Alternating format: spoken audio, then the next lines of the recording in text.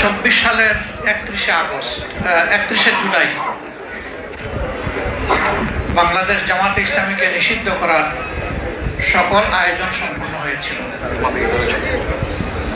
কি কারণে তারা ৩১শে জুলাই করে নাই তারাই ভালো বলতে পারবে। তবে আমরা নিশ্চিত হয়ে গেলাম যে ১ম আগস্টে তারা আমাদের নিষিদ্ধ ঘোষণা করবে। এর আগেও আমাদের সংগঠন বারবার স্বৈরাচারী সরকারের রোষানলে পড়ে নিষিদ্ধ হয়েছে। সুতরাং এই অভিজ্ঞতা আমাদের জন্য নতুন ছিল,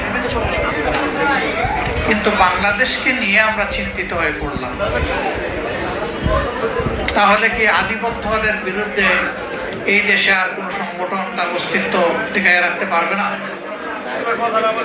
আমাদের একমাত্র দোষ ছিল আমরা আধিপত্যবাদ মেনে নেই। এবারও দেখবেন ভারতের তরুণরা রাস্তায় নেমেছে, ছাত্র রাস্তায় নেমেছে। সরকার বলে দিয়েছে এই আন্দোলন জামাতে ইসলামী উস্কায় দিয়েছে। আমাদের নিয়ে তাদের এত ভয় কেন? তাদের ভয়ের জায়গাটা এককালীন একজন প্রতিমন্ত্রী তিনি বলেছিলেন যে বাংলাদেশে এক এক করে সকল রাজনৈতিক দলকেই পকেটে ঢুকিয়ে ফেলেছে একটা দেশ, শুধু একটা দলকে পারে নাই, এই দলের নাম জামাত ইসলামী।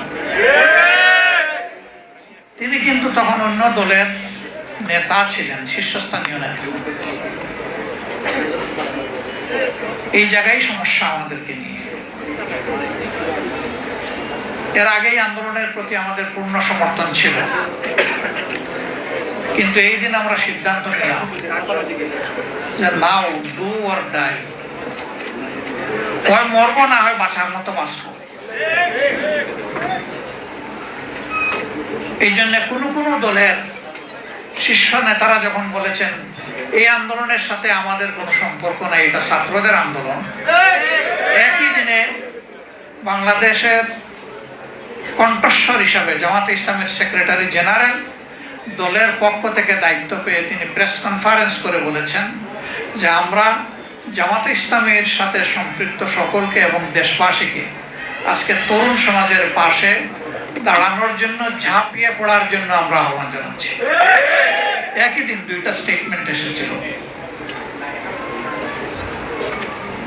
কিন্তু মহান আল্লাহর ইচ্ছা এবং সাহায্যে জনগণের এই আন্দোলন তরুণ সমাজের নেতৃত্বে যখন সফল হলো, তখন আল্লাহর কসম আজ পর্যন্ত এই আন্দোলনের কোনো কৃতিত্ব আমরা দাবি করি নাই। আমরা বলি নাই যে আমাদের এতজন শহীদ হয়েছে আমাদের দলের, আমরা বলি নাই যে আমাদের দলের কেউ এই আন্দোলনের মাস্টার মাইন্ড ছিলেন। আপনারা সবাই তার সাক্ষী। আমরা ৬ তারিখ থেকে বলি নাই যে আগামীকালকে নির্বাচন দিয়ে দেন। আমরা ২-৪টা আবেদন জানিয়েছিলাম। প্রথমত আমাদের দলীয় সহকর্মীদেরকে, কারণ এই দলটি বড় মজলুম দল ছিল, যেই দলের এক এক করে ১১ জন নেতাকে হত্যা করা হয়েছে ঠান্ডা মাথায়, ১,০০০ কর্মীকে হত্যা করা হয়েছে ঠান্ডা মাথায়, নারী, পুরুষ, শিশু, বৃদ্ধ, কোনো বাস বিচার ছিল না। যেই দলের কর্মীদেরকে যেখানেই সামান্য কোনো চিহ্ন পাওয়া গেছে চাকরি থেকে বরখাস্ত, বাড়িঘর থেকে বিতাড়িত, ব্যবসা প্রতিষ্ঠানের দখল নিয়ে নিছে, সেই দলটা কি পরিমাণ কষ্টে ছিল এটা বুঝাই যায়।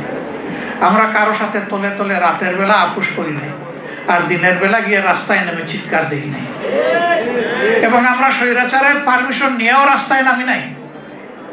ওই পারমিশনের তোয়াক্কাও আমরা করি নাই। আমাদের যেটুকু সামর্থ্য ছিল দফায় দফায় তাই নিয়ে স্বৈর শাসনের আমরা প্রতিবাদ করেছি। আমরা আহ্বান জানালাম যে এই দেশ আমাদের, আমরা দেশকে ভালোবাসি, আপনারা শান্ত থাকুন, ধৈর্য ধরুন, আইন শৃঙ্খলা ফিরিয়ে আনতে নিজেরা উদ্যোগী হন। এবং কারো উপর থেকে এখন কোনো প্রতিশোধ নেবেন না, তবে বিচার পাওয়ার অধিকার সবার আছে। আমরা বিচার চাই, কিন্তু প্রতিশোধ চাই না। আলহামদুলিল্লাহ, দুনিয়ার ইতিহাসে গত 100 বছরে একমাত্র গণ অভ্যুত্থান, গণবিপ্লব, যেখানে বিপ্লব বা অভ্যুত্থানের পরে কোনো মানুষকে মরতে হয়নি, কারো দোকান ব্যবসা প্রতিষ্ঠান লুণ্ঠিত হয় নাই, কারো ঘর বাড়িতে আগুন জ্বালানো হয়নি। এদেশের মানুষ দায়িত্বশীলতার পরিচয় দিয়েছে। কিন্তু দুর্ভাগ্যের বিষয়, 6 তারিখ থেকে একদল লোক চাঁদাবাজিতে ঝাঁপাইয়ে পড়ল। সব জায়গা থেকে আমাদের কাছে খবর আসলো। আমরা তাদের শীর্ষস্থানীয় 2 জন নেতাকে নিয়ে বসলাম। আমরা বললাম, শহীদদের রক্তের কসম, পঙ্গুত্বের কসম, আল্লাহর দুহাই দিয়ে বলি, এদেরকে আপনারা থামান। আমাদের কথা তাদের ভালো লাগে নাই। ভালো লাগবে কিভাবে? শস্যের মধ্যে বুট থাকলে বুট কিভাবে তাড়াবেন? মাথা থেকে পায়ের পাতা সবাই যদি অপরাধে জড়ায় পড়ে, তাহলে অপরাধীদেরকে বিরত রাখবে কে? রাখার তো কেউ নাই। কার্যত এখনো সেই মহোৎসব চলছে। আমরা নির্বাচনের দাবি করলাম না। আমরা আমাদের সহকর্মীদেরকে বললাম যে শহীদদের বাড়িতে যাও, মা বাপের পাশে দাঁড়াও, সান্ত্বনা দেও, তাদের জন্য দোয়া করো, নিজেদের যা কিছু আছে উজাড় করে দিয়ে সেটা করো। হাসপাতালে হাসপাতালে আমরা ছুটে বেড়ালাম। যারা কাতরাচ্ছে, এই যে একজন এখানে বলে গেলেন, তার মাথায় হাত দিয়ে জিজ্ঞেস করেছিলাম, তিনি কথাটা বলেন নাই, যে এইভাবে আহত হয়ে পড়ে আছেন, আপনি কি মানসিকভাবে দুঃখিত নাকি কি বলবেন? বললাম, আমি মোটেই দুঃখিত, আমি সন্তুষ্ট। আমার জাতির জন্য আমি যে রক্ত দিতে পেরেছি, আমি তো বেঁচে আছি, কিন্তু আমার সহযোদ্ধারা তো অনেকে চলে গেছে। আমি জিজ্ঞেস করেছিলাম, আরেকবার যদি জাতির প্রয়োজনে, বলছে আরেকবার কেন, যতবার প্রয়োজন হবে ততবার বেরিয়ে আসো। পা কাটা হয়ে গিয়েছে। ঢাকা মেডিকেলে জিজ্ঞেস করেছি, তুমি তো আর পারবে না জাতির জন্য লড়াই করতে। কেন পারবো না? আমার তো একটা পা এখন আল্লাহ রেখেছে, ওই এক পায়ের উপর ভর করে প্রয়োজনে জাতির জন্য আবার লড়াই করব। তাদের বদৌলতে পাওয়া এই নতুন বাংলাদেশে আমরা যদি তাদের সাথে বেঈমানি করি, আল্লাহ কি আমাদেরকে ছেড়ে দেবে?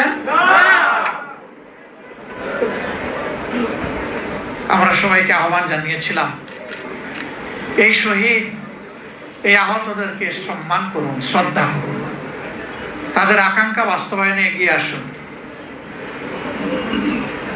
এখানে একজন দাঁড়িয়ে বলেছেন যে যারা নিহত হয়েছে, শহীদ হয়েছে, তাদের মধ্যে বেশিরভাগ প্রান্তিক জনগণ, এমনকি তারা ছাত্রও ছিল না। সেই শ্রমিকের কি কোনো কোটার দাবি ছিল? তার সরকারি চাকরির আশা ছিল? সে ওটার জন্য যায় নাই। সে গিয়েছিল ফেসিবাদ মুক্ত একটা বাংলাদেশ দেখতে। আজকে সবই রয়ে গেল। সেই কোটা অত্যন্ত নিকৃষ্টভাবে এখন বাস্তবায়ন হচ্ছে। বিশ্ববিদ্যালয়ের বিশি, জেলা পরিষদের প্রশাসক, তারপরে ব্যাংক, বীমা কর্পোরেশন, সরকারি, বেসরকারি, আধা সরকারি সেক্টর, সব জায়গায় এখন একদম নির্লজ্জ দলীয়করণ চলতেছে। এটাকে কোটা নয়?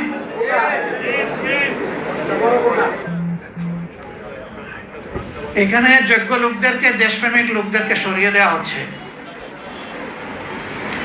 বাছাই করে করে অসৎ, দুর্নীতিপরায়ণ লোকদেরকে প্রধান প্রধান জায়গায় পদায়ন করা হচ্ছে,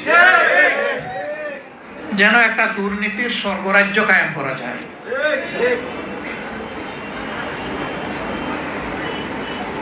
আমরা আজকে কি জবাব দিব এই শহীদ পরিবারের সদস্যদের কাছে?